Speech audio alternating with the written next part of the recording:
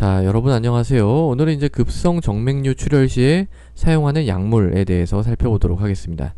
이건 이제 급성 상황이고요. 갑자기 이제 여기서 피가 나서 온 겁니다. 제가 정맥류에 대해서는 말씀을 이제 계속 드렸으니까요. 간단하게만 짚고 넘어가면 이 문맥압이 올라간다 그랬죠. 간 경변증이 있을 때. 압력이 올라가니까 다른 길을 따라서 쭉 가면서 이 식도 쪽에 이제 정맥류가 생긴다고 했어요. 여기가 이제 출혈이 되면 꽤나 위험하다라는 말씀을 드렸고요. 여기가 이제 갑자기 이제 확 출혈이 일어나서 막 피가 나면 어떻게 해야 되느냐, 그러니까 어떤 약을 써야 되느냐 하는 거죠. 두 가지가 있습니다. 첫 번째는 털리프레신입니다. 얘는 이제 어떤 약이냐면요, 요 내장혈관, 여기가 이제 내장혈관이거든요. 얘를 조금 이렇게 수축을 시켜줘요. 이렇게 수축을 시켜주면 여기서 피가 이쪽으로 잘 못 가겠죠. 그러면서 이 정맥류도 쪼그라들겠죠. 요런 원리입니다.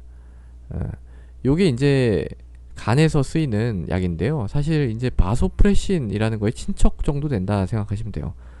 요거에 친척 정도 되는, 조금 이제 화학 구조가 좀 다른 거죠. 어떻게 다르냐면 이 바소프레신이라는 건 너무 강하거든요. 얘는 이제 물론 얘 쓸 수도 있어요. 얘를 쓸 수도 있는데 얘를 혼자 쓰면은 아주 부작용이 엄청 어마어마하게 많습니다. 부작용이. 예, 왜냐면 이게 너무 강력하게 혈관을 수축하기 때문이에요. 이 바소프레신은. 그렇기 때문에 심장이 놀라는 거죠. 혈관이 쫙 수축을 하면 심장이 막 놀라가지고 그런 치명적인 어떤 부정맥 같은 것들이 많이 생깁니다. 이런 게 생기면은 갑자기 그냥 사망할 수도 있거든요.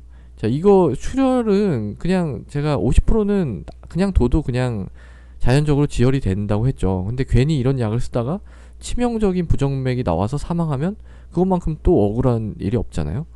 그래서 얘를 이제 잘 쓰지는 않습니다. 이 바소프레신을. 그 대신에 이 털리프레신이라는 건 뭐냐면 이게 이제 서서히 분해돼 가지고 바소프레신이 되는 거예요. 그러니까 체내에서 이제 서서히 분해돼서 바소프레신이 된다. 그러니까 이 부작용은 적겠죠. 얘가 이제 혼자 빵 들어오는 게 아니라 서서히 들어오니까. 그러면서 효과는 있겠죠. 왜냐면 내장 혈관이 이제 계속 좀 수축하는 그런 효과는 가져올 수 있는 그런 약입니다. 그래서 지금 임상에서 이 약 굉장히 많이 쓰이고 있는 약입니다. 옛날에 이제 이걸 연구용으로 썼었는데 지금은 그냥 이미 검증이 끝난 약으로서 많이 쓰이고 있습니다. 그 다음에 이제 두 번째는 옥트레오타이드라고 하는 게 있습니다. 옥트레오타이드.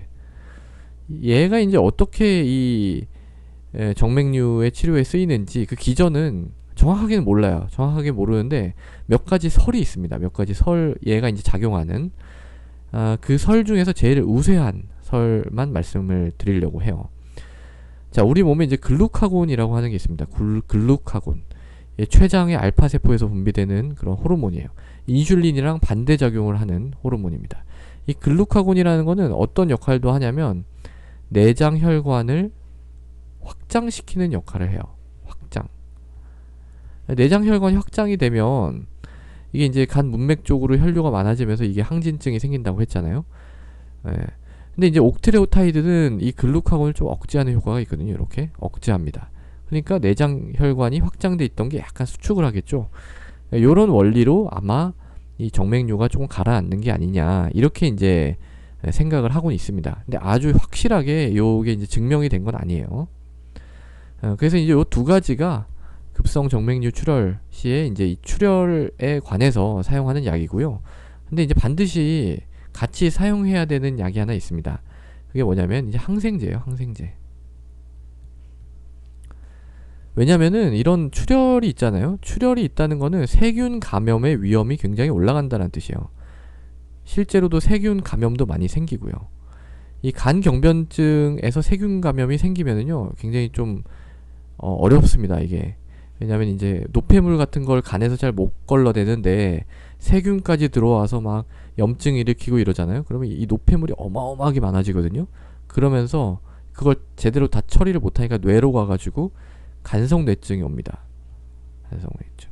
이건 제가 간성뇌증 할 때 말씀을 드렸어요. 어떤 증상이 발생을 하고 또 요거의 심각도는 어떻게 분류를 하는지에 대해서 따로 말씀을 드렸고요. 어쨌든 이것도 이제 굉장히 위험한 상태입니다. 그렇기 때문에 이 세균 감염을 예방하기 위해서 항생제를 꼭 써야 돼요. 이 항생제를 쓰면은 안 썼을 때, 그러니까 항생제 안 썼을 때는 이 감염률이 한 45% 정도 된다고. 굉장히 많이 감염이 되죠. 이 출혈 때문에. 그거 왜 그러냐면 이 출혈에서 생기는 그 피 있죠, 피. 피가 이제 이런 데 질질 있으면은 이런 게 세균이 굉장히 좋아합니다. 이런 것들을, 피를. 세균이 자라는 배지가 돼요, 이 피가. 예. 그런데 이제 이 항생제를 쓰면은요, 이런 감염의 위험이 한 14% 정도로 준다고 해요. 이제 항생제는 빼먹지 말고 꼭 써야 된다. 이런 약과 함께 말씀을 드립니다. 자, 그래서 오늘은 급성 정맥류 출혈 시에 사용하는 약물에 대해서 말씀을 드렸습니다. 감사합니다.